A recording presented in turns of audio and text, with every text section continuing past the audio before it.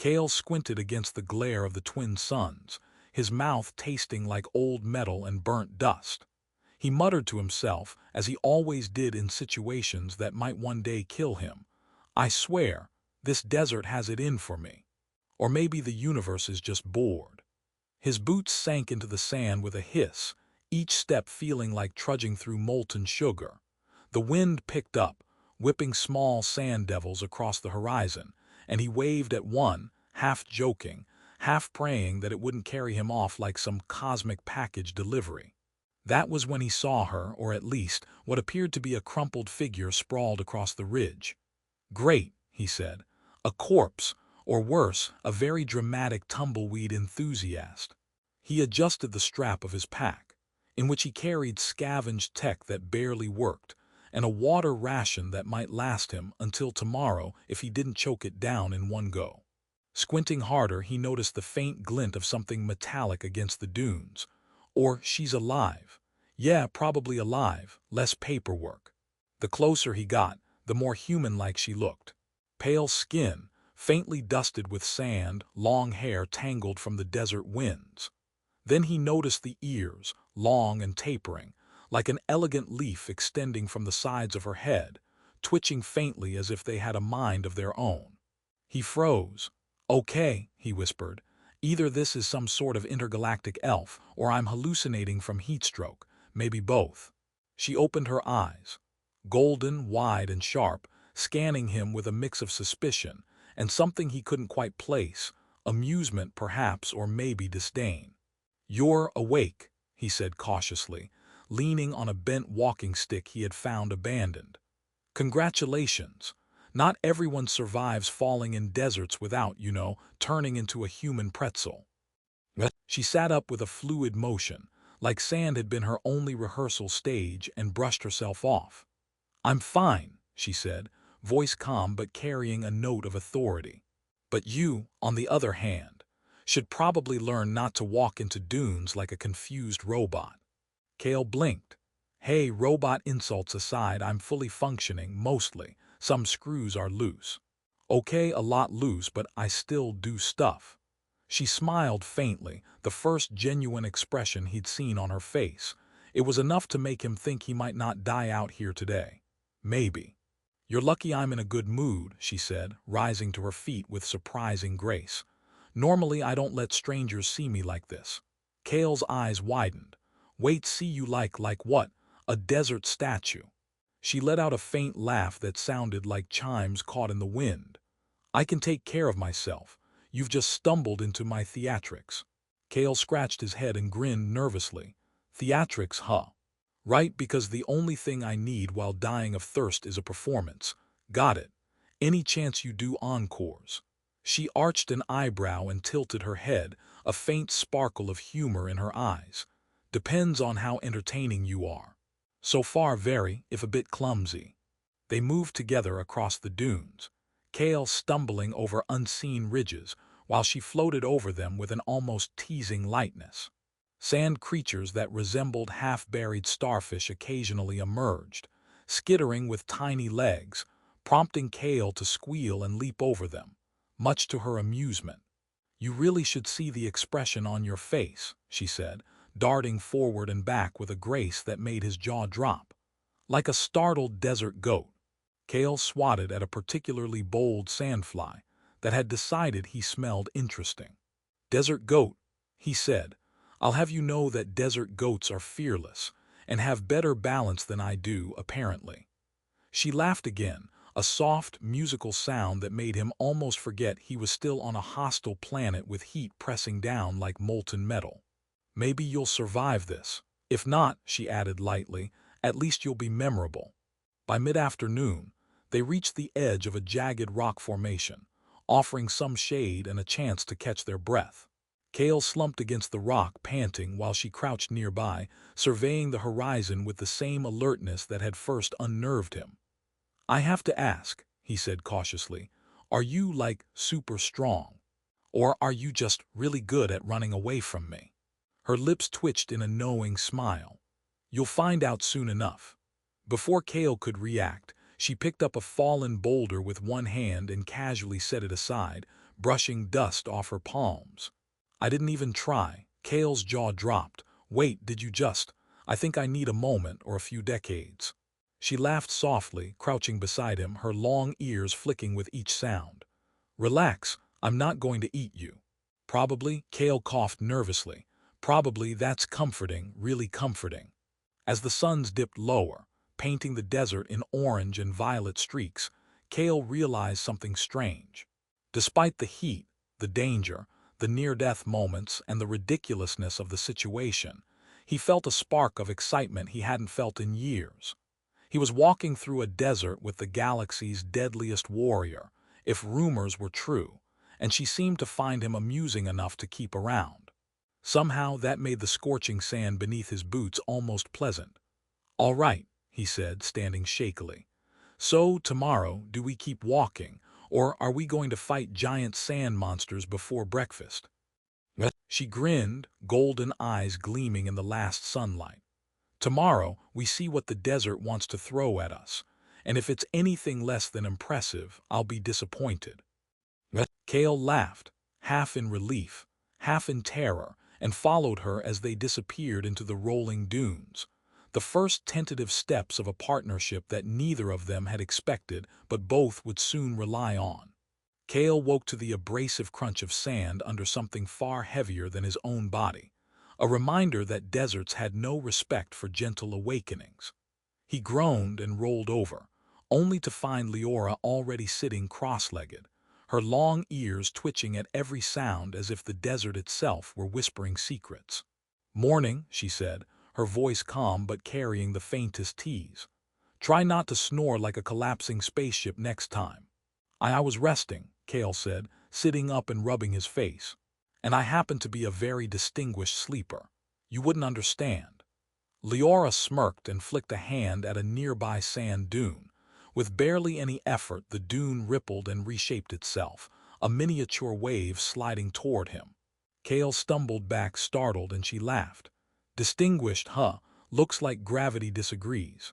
They set off again, the sun a low, scorching sphere that turned sand to gold. Kale, carrying a scavenged energy pack, tripped over rocks and odd desert flora that seemed to grow straight out of the dunes. Leora glided over obstacles with a fluid grace that made him think she had rehearsed every possible misstep he might take. "You do realize," he panted, "that you're making me feel like I'm auditioning for a galactic slapstick show." "You are," she said calmly, a faint sparkle in her golden eyes. "And I've got front-row seats."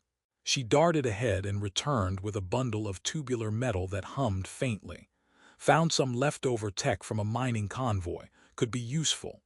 Kale eyed the device nervously. Useful, or accidentally summon sand demons? She shrugged. "That's part of the fun." Kale groaned and tucked it into his pack, muttering, "Of course it is." As they moved deeper into the desert, the terrain changed. Strange crystalline formations jutted from the sand, refracting sunlight into rainbow prisms that made Kale's eyes water and Leora's ears flick. Small sand skimmers, transparent and shaped like flattened discs, darted around them. One skimmer zipped at Kale's face, and he swatted it away like a wildly flailing insect, nearly toppling into a crystal spire. Leora, meanwhile, grabbed a skimmer mid-flight, spun it between her fingers and tossed it into a sand pit with a flick of her wrist. "It wasn't very cooperative," she explained lightly. Kale just blinked. It looked terrified. "I think it liked me." The desert began to hum in an unfamiliar rhythm, a low vibration beneath the sand that sent shivers up Kale's spine. "Oh, what's that?" he asked. Leora crouched, her hands brushing the sand like she was reading invisible lines. "Marauders," she said. "Not many, but organized. They like to patrol this area for lost travelers and tech scavengers. You in particular are very noticeable." Kale laughed nervously. "Noticeable? You mean like a neon sign blinking, clumsy human inside? Because that's accurate." They set up a quick makeshift camp behind a jagged crystal ridge.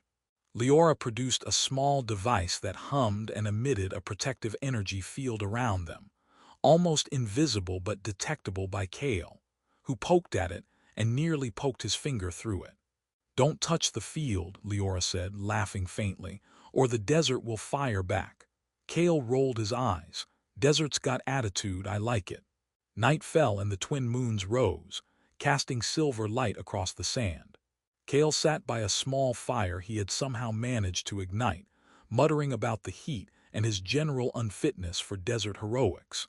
Leora leaned back against a crystal, eyes scanning the horizon. You think you've seen dangerous things, she said, but the desert has patience, and it likes surprises.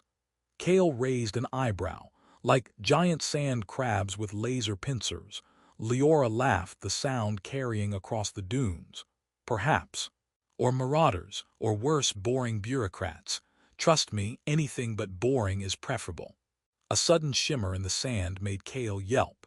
Leora dashed forward, her movements a blur, and reappeared holding a marauder drone in one hand. Found your entertainment, she said lightly, tossing it aside with one finger. Kale gawked. You what? How did you? She grinned. Control, speed, experience, but mostly practice.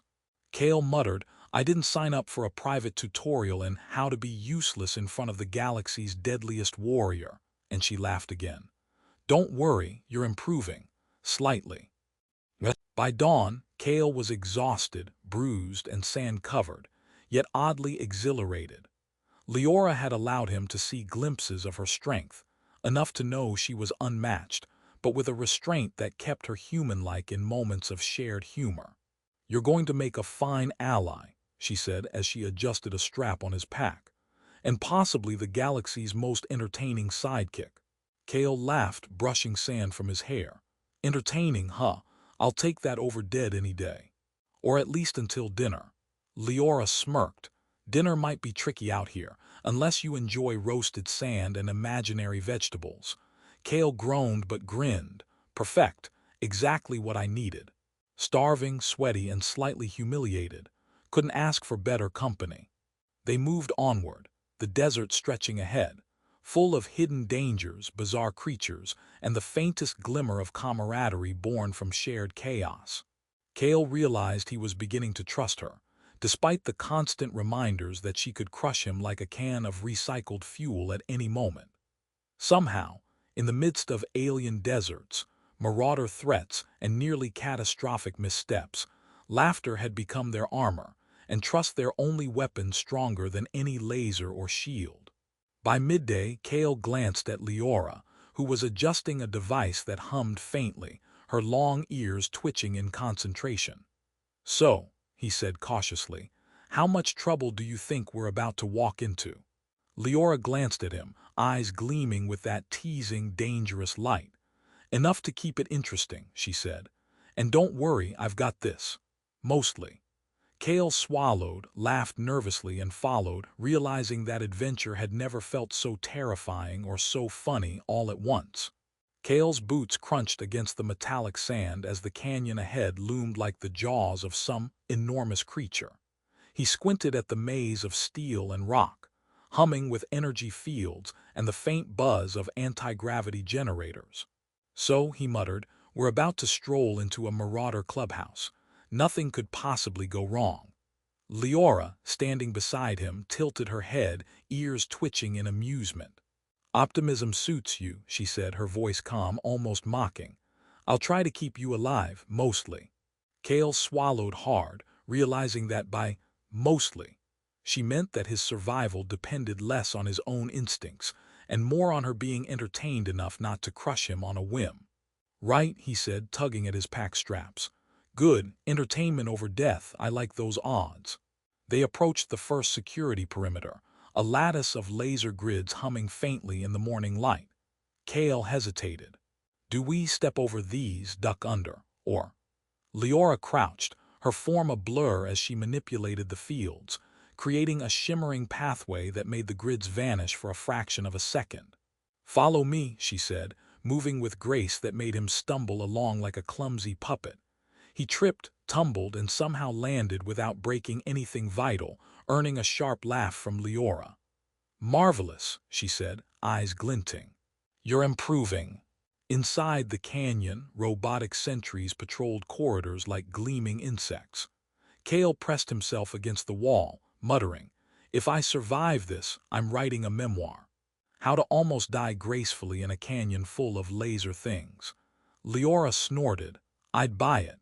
Before he could protest, she sprinted forward, striking with blinding speed and precision. A sentry spun into the wall, wires sparking, while Kale ducked reflexively, narrowly avoiding a laser sweep. Yep, he whispered. I am definitely the comic relief. They reached the central chamber, the heart of the Marauder operation. Holographic screens flickered with star maps, weapon schematics, and a live feed of scattered mining colonies. Kale blinked. Well, this is ambitious. Leora's eyes narrowed.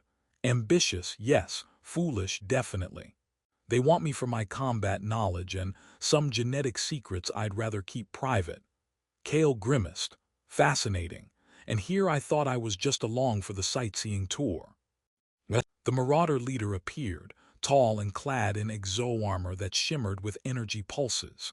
Hand her over and maybe I'll let you scuttle off alive, he sneered. Leora tilted her head, golden eyes gleaming. You really shouldn't threaten me in my own playground, she said. Then she lunged. Kale's stomach flipped as she moved faster than his eyes could track, disarming guards, flipping one over her shoulder while quipping. Your posture is atrocious. Really? Kale ducked behind a console, watching as Leora unleashed a controlled storm of precision strikes. Each move measured, almost playful, yet utterly devastating. He marveled, not at the violence but at the calm humor with which she operated. She made it look easy, almost like a dance. Remind me, Kale muttered to himself, never challenge anyone with long ears ever again. When the chaos settled, the Marauder leader lay incapacitated, the remaining crew surrendering with shaky hands. Leora stood amidst the wreckage, breathing evenly, her long ears flicking with satisfaction. She glanced at Kale. You're alive. That's impressive, for you. Kale swallowed, smearing dust from his face. I didn't die, and I made one good joke. They began to dismantle the base's remaining defenses. Kale's scavenged knowledge came in handy, disabling energy traps and rerouting power grids with Leora's guidance. They freed prisoners, miners and travelers alike, who looked at Kale with a mix of awe and confusion. He muttered, I swear I'm not always this competent. Mostly I trip over sand. Leora chuckled, adjusting a panel with one hand. Your clumsiness is part of your charm. By afternoon, the base lay in ruins, marauders captured or fleeing, and the desert sun reflected off scattered shards of metal. Kale stood beside Leora on a ridge overlooking the canyon, watching the freed prisoners scatter toward safety. You were incredible, he said quietly, awe lingering in his voice. Not just strong, precise, clever, and somehow funny while doing it. Leora's smile softened. And you? She asked. You kept up, made it through, and she gestured to his sand-covered, exhausted self. Kept things entertaining. That's no small feat. Kale laughed, the sound light, relieved, and strangely proud. I've never felt capable like this before. I mean, I'm usually just surviving, but today I feel like I actually mattered. Leora's eyes glimmered. You did, you mattered, and you made it fun.